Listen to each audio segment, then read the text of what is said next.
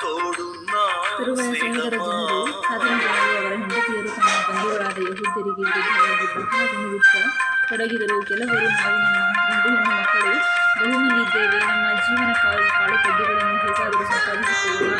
ಇನ್ನು ಕೆಲವರು, ನಮ್ಮ ಹೊಲ ತೋಟ ಮನೆಗಳನ್ನು ಹೊತ್ತು ಹಾಕಿ ಆಯಿತು, ಈ ಬರಗಾಲದಲ್ಲಿ ಧಾನ್ಯವನ್ನು ಹೇಗಾದರೂ ಸಂಪಾದಿಸಿಕೊಳ್ಳೋಣ. ಮತ್ತು ಕೆಲವರು ಸರಕಾರಕ್ಕೆ ಸಂದಾಯ ಕೊಡುವುದಕ್ಕಾಗಿ ನಾವು ನಮ್ಮ ಹೊಲ ತೋಟಗಳ ಮೇಲೆ ಸಾಲ ತೆಗೆದುಕೊಳ್ಳಬೇಕಾಯಿತು. ಆ ನಮ್ಮ ಸಹೋದರರ ಕುಲಕ್ಕೂ ನಮ್ಮ ಕುಲಕ್ಕೂ ಅವರ ಮಕ್ಕಳಿಗೂ ನಮ್ಮ ಮಕ್ಕಳಿಗೆ ಏನು ಹೆಚ್ಚು ಕಡಿಮೆ ನೋಡಿ, ನಾವು ನಮ್ಮ ಗಂಡು ಹೆಣ್ಣು ಮಕ್ಕಳನ್ನು ಪರರಿಗೆ ದಾಸರನ್ನಾಗಿ ಕೊಡಬೇಕಾಯಿತು. ನಮ್ಮ ಹೆಣ್ಣು ಮಕ್ಕಳಲ್ಲಿ ಕೆಲವರನ್ನು ಇಷ್ಟರಲ್ಲೇ ಅಪಹರಿಸಿದ್ದರೂ ನಮ್ಮ ಯತ್ನವೇನೂ ಸಾಗುವುದಿಲ್ಲ.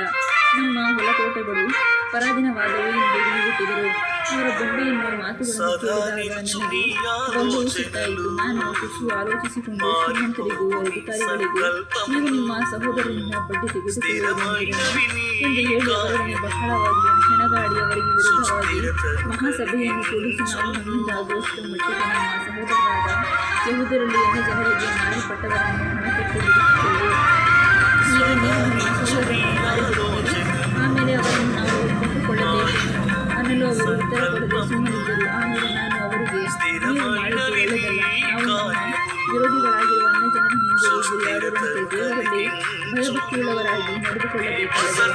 ನಾನು ನನ್ನ ಸಹೋದರನ ಸೇವಕರು ಸಹ ಅವರಿಗೆ ಹಣವನ್ನು ಬಡ್ಡಿಗೆ ಕೊಟ್ಟಿದ್ದೇವೆ. ಬಡ್ಡಿ ತೆಗೆದುಕೊಳ್ಳುವ ಪದ್ಧತಿಯನ್ನು ಬಿಟ್ಟುಬಿಡೋಣ. ಅವರ ಹೊಲ, ದ್ರಾಕ್ಷಿ ತೋಟ, ಒಂದು ಮರಗಳ ತೋಟು, ಮನೆಯುಗಳನ್ನು ನೀವು ಕೊಟ್ಟ ಧಾನ್ಯ, ದ್ರಾಕ್ಷಿ ಮನೆಯುಗಳಿಗೋಸ್ಕರ ಶೇಕಡ ಇಷ್ಟೊಂದು ತೆಗೆದುಕೊಂಡಿದೆ ಎಂದು ಬಡ್ಡಿಯನ್ನು ದಯವಿಟ್ಟು ಹಿಂದಕ್ಕೆ ಎಂದು ಹೇಳಿದನು.